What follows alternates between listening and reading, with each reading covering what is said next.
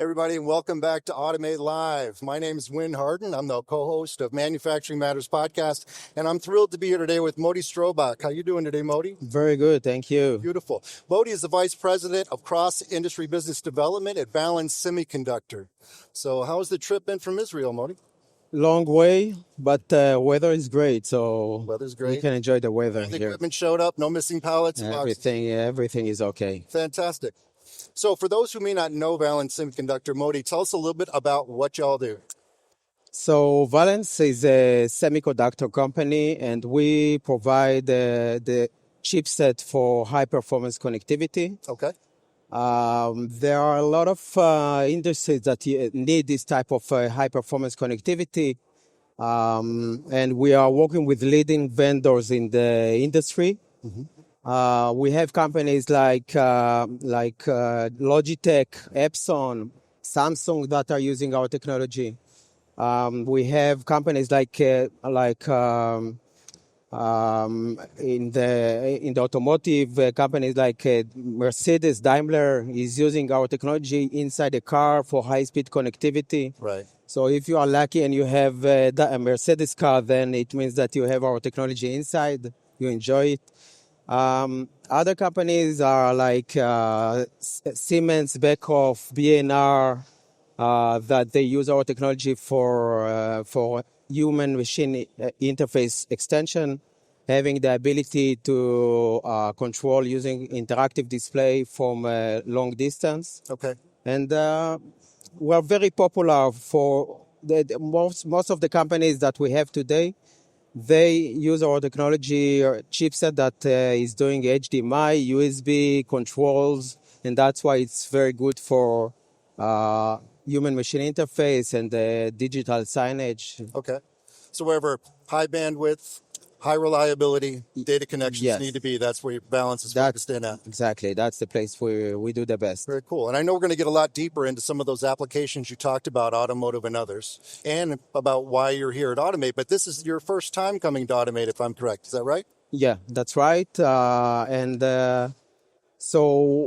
So we are bringing it's the first time, as you said, and we are bringing a new technology that we believe that could change the way cameras are connected in the industrial world, in applications like robotic arms, AMR robots, the machine vision. We have a new chipset that is based on a standard, the first in the market that comply with a standard called the MIPI A-PHY. Okay. And that's A-5, right? A-5, yeah, exactly. Gotcha. And it's this standard was, as I said, defined by MIPI Alliance. The target market was for the automotive, because the number of cameras that you see in the cars are increasing. I think that even today, you will see that the number of cameras that are being sold for cars are probably more than 100 million. Think about the different applications like driving assistance, autonomous driving, surround view system, driver, passenger monitoring. There are a lot of cameras and this market is actually growing every day. Yeah. And so MIPI Alliance identify, parking assist, exactly, controls, rear view cameras, even not even the most advanced cameras, but we're just seeing that volume grow up. You said 100 million. Is that about? Was that the estimate? It's probably even more than that. I think that what I've seen is that in 2020 it was like 80 million, and I assume in the last 5 years it's much more than that. Okay. So MIPI Alliance identified that there is a need for an ecosystem and standard. They defined a standard to extend CSI, the camera serial interface. And obviously, when you define a standard for the automotive, you need to make it optimized from almost any point of view. Right. It should be very reliable, very high in performance, and also very low in cost. Right. And and why do I tell you that? Because we believe that this technology that was was developed for the automotive, we believe that the industrial market, which especially today that you see more and more applications like embedded and AI, Yeah. the industrial vision market can enjoy all the benefit and the effort that was spent to make A-PHY good for the automotive and enjoy low cost, best performance, and improved cabling solutions for the machine vision and the industrial vision in general. So when I first heard about MIPI, I think of the cell phone market. Yeah. Right? Is that where the standard was initially developed? So the MIPI Alliance defined the CSI interface, which is the sensor connectivity. It's connectivity between the sensor and the application processor, like in a mobile phone. Right. And the A-PHY is the same interface with actually extending this interface over a long cable. That's what it does.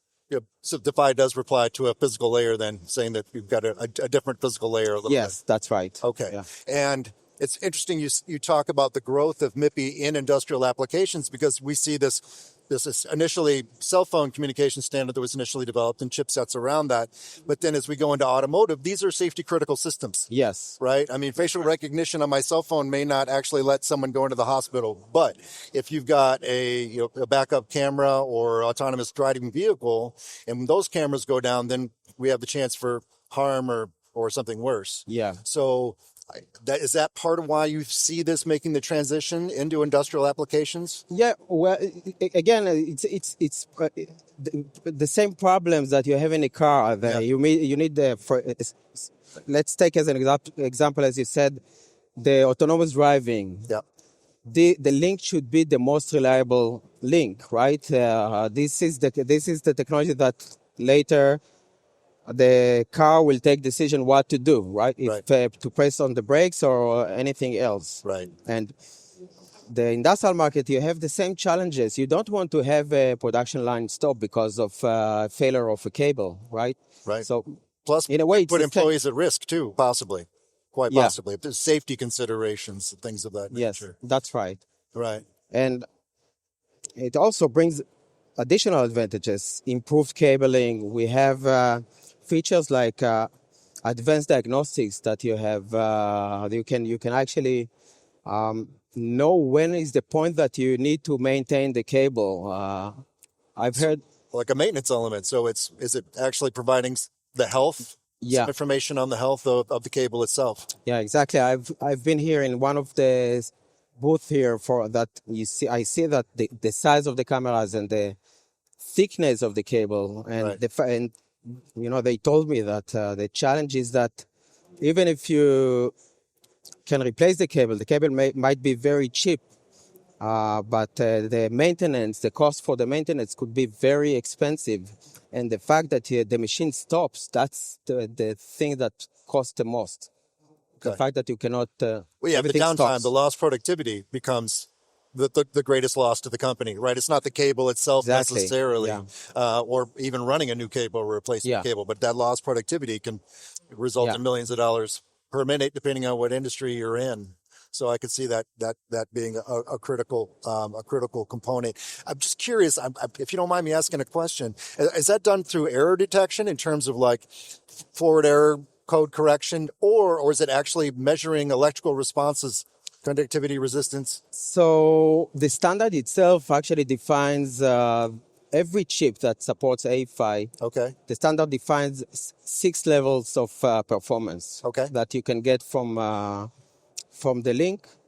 And also the standard defines ways to overcome problems. For example, A-PHY supports retransmission of data. So even if you do not see one single error over the link, it doesn't mean that there are no errors. And the way A-PHY implemented that is that if there is an error, the packet that will be retransmitted with higher immunity to noise, which makes the link very, very robust. And this information that you get from the chip, it's another indication that you can use to know what's the point that you need to replace the cables. If you see, for example, that the number of error goes up every day, Yeah. it means that the cable is going to die, and that's the point that you need to set maintenance for the cable.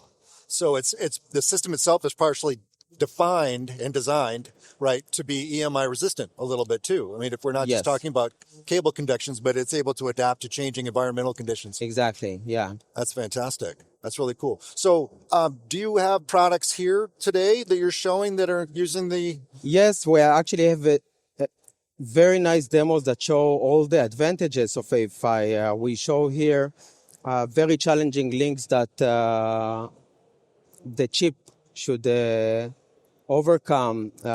Cables like unshielded twisted pair, which is, you cannot see this type of solutions. We extend 4 gigabit per second over unshielded twisted pair cables. No kidding. And this could be very beneficial for the industrial market. Think about the flexibility of the cable. Right. Avoiding aging of coax cables, the ability to terminate the cable in the field and still have a very high performance, high performance connectivity.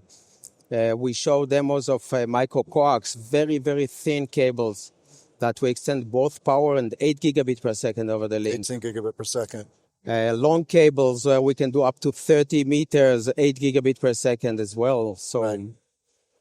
the chip is very robust, very resilient to EMC. Okay. So if we go over to Valens Semiconductor booth, we'll see machine vision applications going.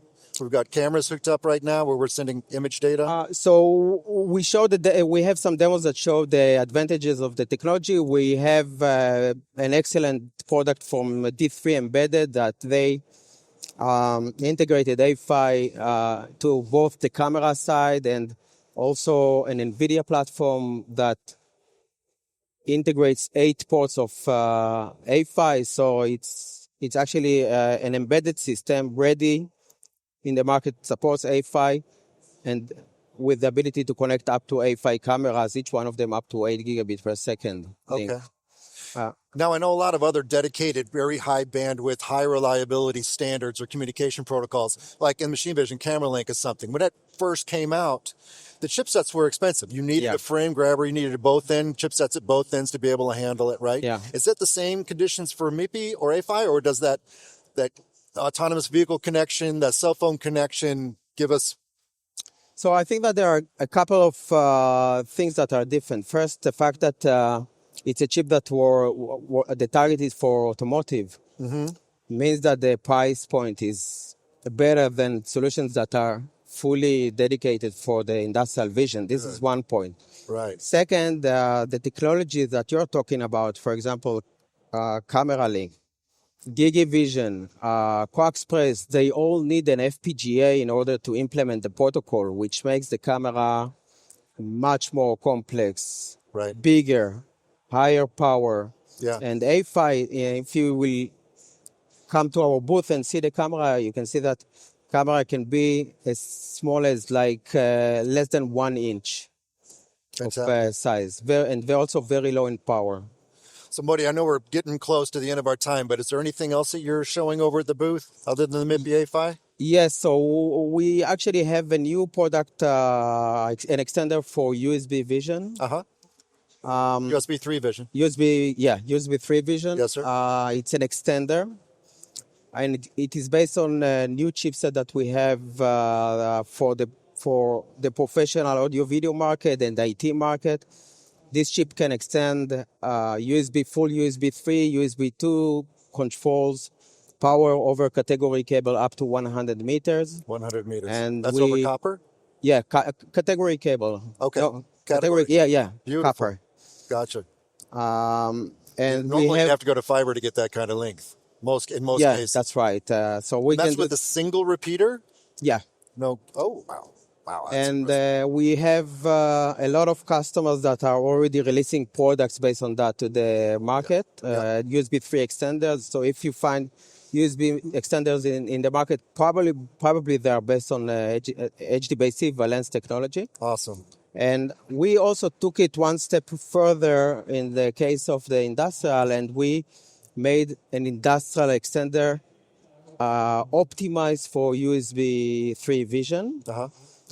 And this extender can extend USB 3, USB 2, very accurate trigger, IOs from one side to the other, and serial interface as well as power, not only to the camera itself, the USB camera itself, but also to accessories around it. So, for example, if you want to add an LED lighting Yeah. next to the camera, you don't need to add more power wires to do that. So, the advantage is that one cable, all wires, everything is going on one wire. It's a category cable, very cheap, Yep. long distance with ability to terminate in the field. And that's what we bring to the market. We have it in engineering samples for customer evaluations, and Yep. it's going to be released to the market later this year. That's fantastic. Moti, thank you so much for joining us today on Automate Live. I know this won't be the last year that we'll see Valens Semiconductor back here in Automate, hopefully next year in Chicago, and then I think the year after in Vegas, so don't miss that, that's for sure. Thank you very much. My pleasure.